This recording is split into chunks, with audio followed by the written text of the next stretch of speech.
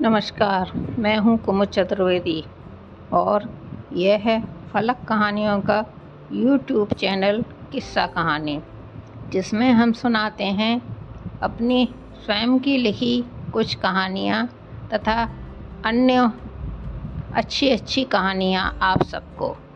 आज मैं आपको सुनाने जा रही हूँ श्रीमती सुभद्रा कुमारी चौहान की लिखित कहानी होली। लीजिए सुनिए। कल होली है, होगी क्या? तुम न मनाओगी? नहीं नहीं ना। क्यों? क्या बताऊं क्यों? आखिर कुछ सुनो भी तो। सुनकर क्या करोगी? जो करते बनेगा। तुमसे कुछ भी ना बनेगा तो भी क्या कहूँ? क्या तुम नहीं जानते होली या कोई और भी त्यौहार मनाना उसी के लिए है जो कि सुखी है। जिसके जीवन में किसी प्रकार का सुख ही नहीं, वह त्यौहार भला किस बिरते पर मनावे? तो क्या तुमसे होली खेलने ना आऊं? क्या करोगे आकर? सकरुण दृष्टि से करुणा की ओर देखते हुए नरेश साइकिल उठाकर घर चल दिया।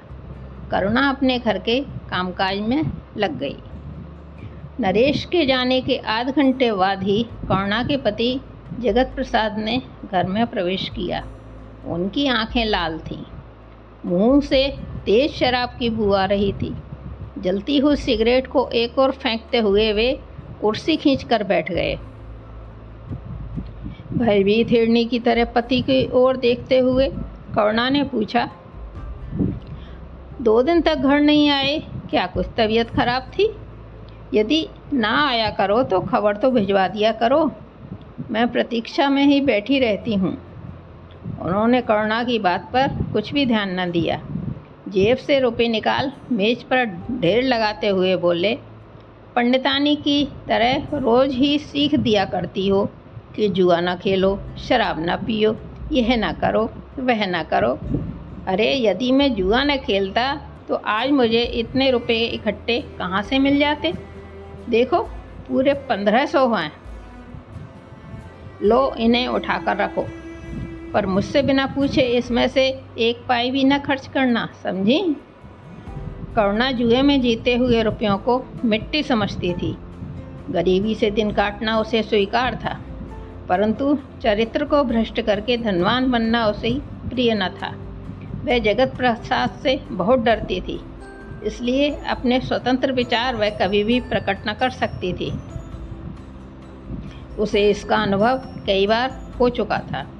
अपने स्वतंत्र विचार प्रकट करने के लिए उसे कितना अपमान, कितनी लांछना और कितना तिरस्कार सहना पड़ा था। यही कारण था कि आज भी वह अपने विचारों को अंदर ही अंदर दबाकर दबी हुई जबान से बोली, रुपया उठाकर तुम ही न रख दो, मेरे हाथ तो आटे में भिड़े हैं। करुणा की इस इनकारी से जगत प्रसाद क्रोध से तिलमिला उठे और कड़ी आवाज में पूछा, क्या कहा? करुणा कुछ न बोली, नीची नज़र किए हुए आटा सानती रही। इस चुप्पी से जगत प्रसाद का पारा 110 डिग्री पर पहुंच गया।